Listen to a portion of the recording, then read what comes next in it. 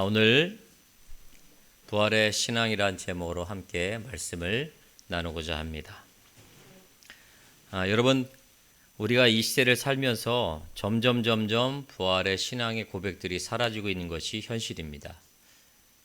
부활이란 예수님의 그 사실 자체를 우리 삶에서 정말 잊어버리고 망각해 버릴 때가 많습니다. 이런 질문을 많이 하죠. 목사님, 저는 부활한다는 것이 믿어지지 않는데 어떻게 하면 좋겠습니까? 여러분, 이런 질문을 받았을 때 과연 성경은 어떻게 우리들에게 말씀을 하고 있을까요? 여러분, 예수님이 부활한 사실이 믿어지십니까? 아멘이라 말씀하지만 구체적인 예수의 부활 사건의 그 증거와 역사가 우리들에게 믿어지는 건 쉽지 않습니다. 특별히 현대를 사는 우리가 예수 그리스도의 부활이 현대의 여러 가지 사건과 이슈 때문에 우리를 덮는 것이 사실입니다. 이러한 이때 성경은 과연 그 믿음, 부활의 믿음이 사라진 우리들에게 뭐라 말씀하시는지 말씀을 통해 잠깐 살펴보고자 합니다. 오늘 로마서의 말씀에 보면 이 부활의 믿음을 증거할 때 누구를 등장시키냐면 아브라함을 등장시킵니다. 아브라함의 믿음, 즉 부활의 믿음을 통하여 부활이 믿어지게 되는, 그리고 우리의 삶에 있어서 경험되어지는 아주 중요한 예시를 우리들에게 전하고 있습니다. 그것을 우리가 살펴보기를 원합니다. 자, 아브라함의 부활 신앙. 아브라함은 어떻게 예수가 부활하고 죽었던, 그래서 모든 것이 끝나가는 그 모든 것에서 다시 살아나고 다시 생명이 주어지는 이 신앙의 원리를 어떻게 알았을까요? 여러분, 이 성경에서 말하는 부활 신앙을 믿게 되는 그 과정이 있어요. 그건 하나는, 첫 번째는 경험을 통해서 얻어집니다. 그리고 또 하나는 그 경험을 바탕으로 한 논리적인 과정이 반드시 있어요. 좀 어렵고 생소할 수 있는데 우리가 부활 신앙을 믿지 못한다는 것은 그만큼 예수의 부활 사건 자체가 경험되지 않아서, 우리의 삶에 경험되지 않아서 믿지 못하는 겁니다. 그리고 그 경험으로 말미암아 그 부활 신앙이 우리 삶에 풀어져가는 이 과정들이 없기 때문에 우리가 예수의 부활을 믿지 못했어요. 근데 아브라함은 이 두 가지 과정을 통해서 믿게 되었다라고 이야기하고, 더 나아가서는 이것을 하나님은 아브라함의 의로 여기셨다는 겁니다. 대단히 중요합니다. 자, 그러면 아브라함은 어떠한 경험을 통해 부활의 신앙을 믿게 되는 계기가 되었나 한번 살펴봅시다. 자, 오늘 성경 말씀을 잘 보면 아브라함이 19절에서 21절 말씀에 보면 이런 고백을 해요. 내 몸과 아내 사라의 몸은 죽은 것과 같다라고 표현했습니다.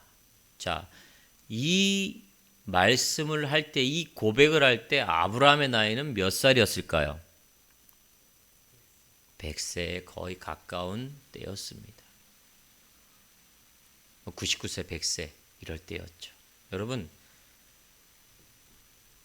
아내 사라가 아이를 낳는다는 그러한 상황, 아브라함과 사라가 100세가 다 되었다는 것은 나이의 숫자가 아니라 이 생체적인 나이가 이제는 아이를 낳을 수 없는 그러한 상황에 처해 있다라는 고백을, 사라와 내 몸, 아브라함의 몸은 죽었다, 죽은 것과 같다라고 표현한 거예요.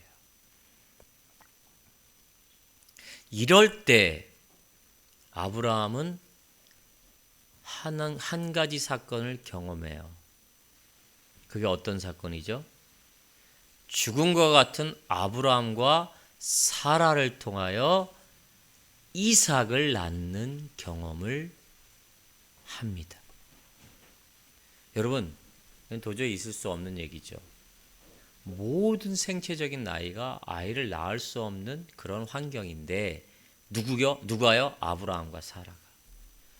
그런데 그 속에서 하나님은 이삭을 사라를 통해 낳게 되는 그러한 경험을 한 거예요. 죽은 것과 우리 같은 우리의 상황에서 하나님께서는 이삭이라는 새 생명을 태어나게 하셨어요. 이걸 통해 아브라함은 깨달은 게 있어요. 뭐죠? 모든 우리의 육체적인 상황과 모든 안 될 것 같은 제로의 상황에서 하나님은 하나님이 약속하신 그 언약을 이루기 위해 그 죽은 것 같은 상황을 다시 생명으로 이어가게 하신다는 것을 아브라함은 그때 깨달았습니다. 이것을 성경에서는 기적이라고 얘기합니다. 그때 아브라함은 우리 나이에 이건 도저히 불가능하다. 하나님을 신뢰하지 못했어요. 그런데 하나님은 그 속에서 우리의 생각과 우리의 모든 환경이 안 되고 모든 것이 무너지고 모든 것이 절망할 그때에 하나님은 이삭이라는 새 생명을 주신 거예요. 이걸 경험을 토대로 아브라함은 부활의 그 신앙을 경험하게 된 것입니다. 여러분, 아브라함은 사람이 죽어도 부활하겠다라는 신앙을 그때 깨닫기 시작한 거예요. 모든 것들이 다 부정적으로 얘기하고 안 되는 것 가운데 하나님이라면 그 모든 것을 역전시킬 수 있겠구나라는 그 신앙을 경험하게 된 것입니다. 사랑하는 성도 여러분, 우리가 부활 신앙을 믿기 어렵다? 아니요.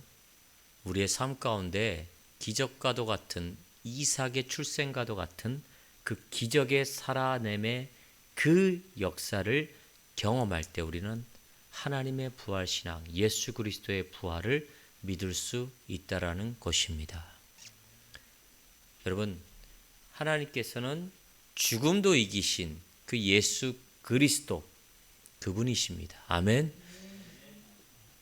그러기에 우리의 삶에 부활의 신앙의 초점이 사라지고 부활의 신앙의 근거들이 사라진다면 지금 현대와 같이 우리의 삶을 짓누르는 모든 것들이 부정적이고 바닥을 칠 이때 우리가 살아가야 될 신앙의 모습은 아브라함이 이삭이 태어날 때 경험한 그 다시 살리시고 부활할 수 있다라는 그 신앙의 모습을 경험하는 것이 우리들의 진정한 신앙의 모습을 믿으시길 바라겠어요. 이것을 구하시고 갈망하시길 바라겠습니다. 두 번째로는요, 논리적인 과정을 통해서 깨달았어요. 좀 논리적인 과정이라니까 좀 어려울 수 있는데 뭐냐면 잘 들어보세요. 자, 이런 아브라함, 이삭이 죽은 것 같은 그 상황에서 이삭이 태어났어요. 그 하나님을 믿었죠. 경험했죠. 근데 이런 아브라함에게 하나님께서 어떠한 명령을 내리시죠? 100세에 낳은 네 아들 이삭을 모리아산에 가서 드려라. 이게 무슨 아브라함에게 고민이 됐을까요, 오누마? 그게 뭘까요? 여러분, 그 시대에 제사로 자기 아들을 드리는 건 불가능한 일이었어요. 왜요? 자기 아들을 제물로 드렸다는 거 그땐 번제예요. 번제가 뭔지 아시죠? 여러분, 죽여서 각을 떠서 태워서 드리는 거예요. 하나님 되게 좀 그렇죠? 어떤 분들은 이것만 바라보고 하나님은 정말 엽기적이야. 사람을 그렇게 하진 않습니다. 여러분, 이 이야기를 들었을 때 아브라함은 어떻게 했을까요? 결론적으로 얘기하면 이삭을 드리려고 자기 아들을 데리고 모리아산으로 갔어요. 근데 그 과정 속에서 아브라함이 겪었던 이 생각과 갈등의 모습이 우리가 좀 이 시간에 살펴볼 모습이에요. 여러분, 어떤 모습에서 갈등했을까요? 저 같았어도 뭘까요? 하나님 너무하시다. 하나님은 진정한 신이 아니야. 어떻게 귀하게 나에게 준 백세 준 자식을 바치라 그래. 이건 논리적으로 하나님은 아니야. 이런 생각과 또 반대의 생각은 뭐가 있었을까요?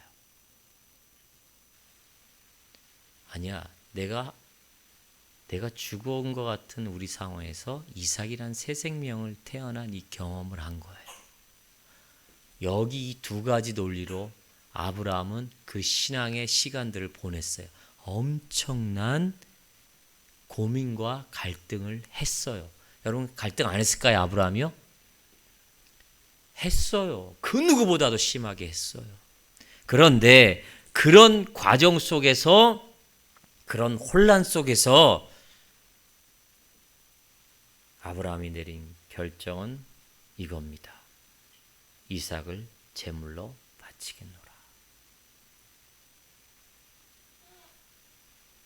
아브라함이 이런 결정을 하게 된 근거가 뭘까요?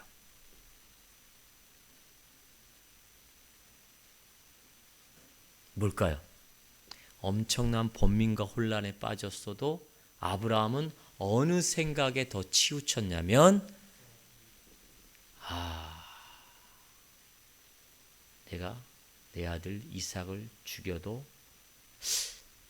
하나님께서는 죽었던 우리의 상황에서 이삭이라는 새 생명을 주신 그 말씀과 그 신앙의 경험을 따라갔어요. 아브라함은 확신했어요. 어떤 걸 확신했냐? 내가 죽이더라도 하나님은 다시 이삭을 뿅 하고 살려낼 것이다라는 믿음의 결론을 내렸습니다. 여기에서 아브라함이 겪었던 심각한 혼란의 과정, 이 과정 속에서 아브라함은 하나님의 그 부활, 후에 있을 예수 그리스도 그 구세주가 겪을 부활의 그 상황들을 경험하며 그래도 내가 하나님이 오른 그 말씀의 언약대로 순종하면 내 아들 이삭은 하나님께서 반드시 털끝 하나 건들지 않고 다시 부활하고 살리실 거라는 믿음의 결론을 내렸습니다. 여러분, 우리가 예수 그리스도의 부활의 신앙을 경험하고 기적을 경험하면 그것이 우리 삶의 어떤 모습으로 전개되는 줄 아세요? 두 가지로 항상 싸우게 돼 있어요. 뭐요? 하나님의 언약, 하나님의 말씀의 상황과 그 반대의 상황에 이것을 부딪히고 그 안에 심각한 번뇌를 앓고 심각한 혼란에 빠질 수가 있어요. 그런데 여기에서 중요한 건 뭐예요? 그러한 심각한 혼란과 갈등 속에서 우리가 결정해야 될 것은 뭐냐? 하나님의 전능하심을 믿고 하나님의 말씀을 따라 가야 된다는 것입니다. 그럴 때 예수 그리스도의 부활의 능력과 부활의 사건이 우리 삶에 구체적으로 더 강력하게 일어나고 나타난다는 사실을 믿으시길 바라겠어요. 그 믿음의 결론을 내린 그 아브라함을 하나님께서는 어떻습니까? 손대지 말아라. 내가 나를 사랑하는 줄 알았노라. 그리고 그것을 아브라함의 의로 여기셨어요. 의로 여겼다는 건 의로 여기시고 그에 합당한 하나님의 온전한 축복이 임했다는 사실입니다. 여러분, 이런 아브라함의 멋진 이 부활의 신앙이 저와 여러분들의 신앙이 되길 원치 않으십니까? 이 신앙의 삶을 살아가야 된다는 것입니다. 여러분, 아브라함의 그 생각 속에 얻어진 결론, 이 논리적인 신앙의 과정 속에 얻어지는 이 경험들이 저와 여러분들에게 풍부하게 넘쳐날 때 우리는 예수 그리스도의 부활의 신앙으로 무장할 수 있고요. 그 신앙으로 우리의 삶에 어떤 어려움과 고난과 악월골짜기 같은 바닥의 삶에 그 바닥의 삶을 또 칠지라도 우리는 일어설 수 있는 것입니다. 회복할 수 있는 것입니다. 승리할 수 있는 것입니다. 믿고 그 하나님의 말씀을 신뢰하고 따르기만 하십시오. 그러면 하나님께서 역전시켜 주실 것입니다. 정말 직장에서 이 관계성의 모든 문제 가운데 여러분 얼마나 억울할 때가 많습니까? 정말 억울할 때가 많아요. 정말 우리 그리스도인들이 정말 둘러싸이고 우겨 쌓여지고 그런 상황들이 너무나 많습니다. 그러나 그때일수록 우리는 예수 그리스도, 그 아브라함이 경험한 그 자기 아들 이삭에 대한 그 신앙의 경험을 바탕으로 한 신앙의 모습이 저와 여러분들의 모습이 되시길 예수 이름으로 축원드립니다. 장애물을 뛰어 넘으시길 예수 이름으로 부탁드리겠습니다. 여러분, 여기서 아브라함이 중요한 것은 그 환경 속에서 견고하게 처음과 끝이 똑같은 신앙의 온전한 모습을 보인 이 신앙의 위대한 모습 우리들에게 필요합니다. 중요한 건요, 인간이에게 갈등할 수 있어요. 인간이기에 하나님을 버릴 수 있어요. 그런 생각을 할 수 있지만 우리의 결론은 하나님을 신뢰하는 이 결론의 모습으로 나아가야 될 줄을 믿으시길 바라겠습니다. 부활신앙의 장애물 너무나 많습니다, 여러분. 그러나 우리는 그 가운데 고민할지라도 그 결론은 오직 하나님을 신뢰하는 모습으로 나아가는 귀한 모습 되시길 예수 이름으로 축원드립니다. 여러분, 여러분이 믿는 하나님은 과연 얼마나 큰 하나님이시기, 여러분들이 신뢰하는 하나님은 얼마나 큰 하나님이십니까? 오누미가 생각하는 하나님의 크기는 어떤 생각일까요? 여러분, 우리가 생각하는 하나님의 크기만큼 하나님은 우리들에게 역사하십니다. 하나님을 더 크게 인정하시길 바라겠어요. 전능하신 하나님이심을 더 크게 고백하고 그분께 영광을 돌리고 그분이 원하는 신뢰의 온전한 모습으로 나아가시길 바라겠습니다. 그러면 우리들에게 주어지는 은혜와 축복이 그만큼 더 크게 우리들에게 주어진다는 사실입니다. 말씀을 맺도록 하겠습니다. 사랑하는 성도 여러분, 하나님 앞에 영광 돌리는 삶이란 것은 크게 어려운 것이 아니에요. 이 말씀처럼 부활의 신앙을 가지고 하나님을 더 크게 고백하고 인정하고 그분을 신뢰하는 이 신앙의 모습, 이게 바로 저와 여러분들의 신앙의 모습이 되었을 때 하나님이 영광을 받으시는 줄 믿으시길 바라겠어요. 자, 옆사람과 고백합시다. 믿음의 크기를 키웁시다. 믿음의 크기를 키웁시다. 여러분, 이렇게 보면 세상은 요만큼만 보여요. 그쵸? 우물 안에 개구리 아시죠? 개구리가 보는 하늘은 얼마나 할까요? 우물의 구멍 크기만 하늘의 크기가 되는 거예요. 우리는 그러지 않습니다. 하나님은 하늘이고 넓지만 우리가 자꾸만 우물 안에 개구리식으로 그 하나님을 그 크기로 바라본다면 우리는 절대 하나님 앞에 더 큰 믿음의 모습으로 성장할 수 없음을 믿으시고, 전능하신 하나님, 알파와 오메가 되신 하나님은 지금도 역사하십니다. 저와 여러분들 똑같이 그 하나님은 우물 안에 그 크기의 하나님이 아니라 엄청난 무한하신 하나님을 믿으시고 그 하나님께 의지하고 그 하나님의 기적과 그 하나님의 살아계심을 날마다 경험하길 신앙의 초점을 가지고 살아가심으로 승리하는 부활신앙으로 승리하는 믿음의 성도님들 되시길 예수 이름으로 축원드립니다. 기도하겠습니다. 하나님 감사합니다.